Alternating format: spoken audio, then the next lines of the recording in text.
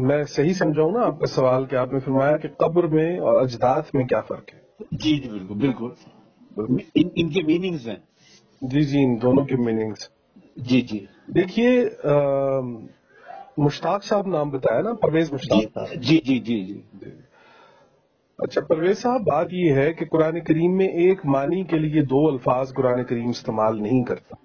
بالکل صحیح. جب آپ قبر کا لفظ لے کر آئیں گے، دیکھیں گے قرآن کریم میں، تو جی قبور کا لفظ 5 دفعہ قرآن کریم کے اندر آیا ہے. جی بالکل.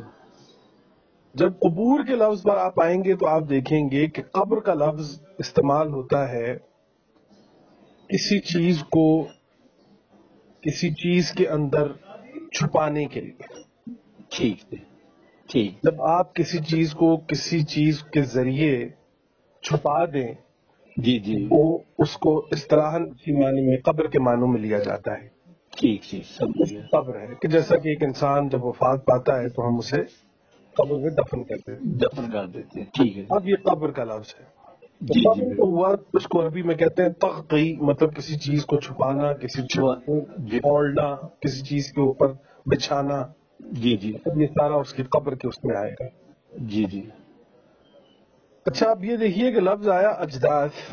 جی جی تو اجداث کا لفظ جب قرآن کریم کے اندر آئے گا تو آپ حیران ہوں گے کہ یہ لفظ ہمیشہ خروج کے لیے استعمال ہوا ہے، کہ جب قبروں سے نکلنے کی بات ہوگی تو وہاں پر قرآن کریم نے اجداث کا لفظ استعمال کیا. اچھا اچھا اچھا سمجھ گیا. ٹھیک ٹھیک ٹھیک ٹھیک. اچھا جدث آپ پہلے دیکھ لیجئے کہ لغت کے اندر جدث کسے کہتے ہیں. جی جدث کہتے ہیں کسی چیز کو دبا کر اس کا گودا نکال لینا. ٹھیک ہے جی. مطلب آپ کے ہاتھ میں ایک آم ہے، ہاں جی وہ. آپ نے دیکھا ہوگا کہ وہ آم کی سکن کو آپ اس کی جلد کو دبائیں تو اندر سے گٹلی باہر آ جاتی. جی بالکل. تو جدث کہتے ہیں دبا کر کسی چیز میں کسی چیز کو نکال لیں. جی جی تو اجداث قرآن کریم میں یہاں پر ایک بڑا اہم نقطہ جو میں آپ کے سامنے رکھنا چاہ رہا ہوں وہ یہ ہے جی جی کہ دیکھیے ہر مرنے والے کو قبر نصیب نہیں ہو رہی. بالکل. اب بالکل. کچھ ہمارے ہندو بھائی جو ہیں جی جی وہ جلا دیتے ہیں ان کو. جی بالکل. اب اسی طریقے سے اور دنیا میں بڑی، اور وہ جو پرانے پارسی تھے ان کے ہاں تو وہ ہاں تھے وہ کھا جاتے تھے. جی جی بالکل. تو اب ان سب کو تو قبور میسر نہیں ہے. جی بالکل بالکل. تو اسی لیے قرآن نے خروج کے لیے جدث کا لفظ استعمال کیا ہے.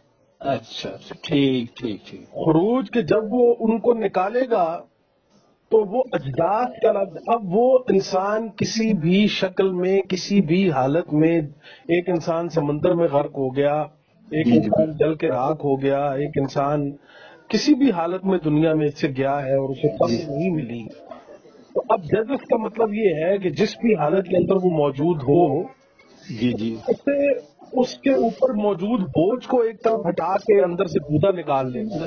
ٹھیک ٹھیک ٹھیک ٹھیک ٹھیک ٹھیک ٹھیک. تو یہ قرآن کریم بیسیکلی دو اہم ترین الفاظ استعمال کرتا ہے ان دونوں کیفیات کے لیے.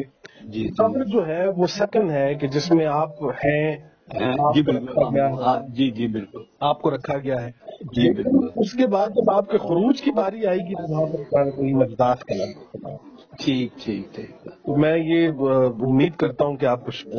بہت شکریہ سر بہت شکریہ.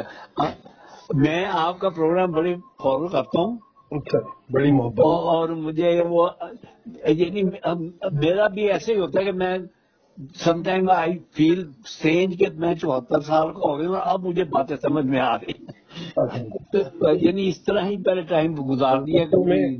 اصل میں یہ ساری باتیں آپ کے دل میں تھیں، بس ابھی آپ کی زبان آپ کے کانوں کو آپ سنا رہی ہے. جی تھینک یو جی. بالکل خیر آپ کے اندر موجود ہے. اللہ تعالیٰ آپ کے دل کو تسکین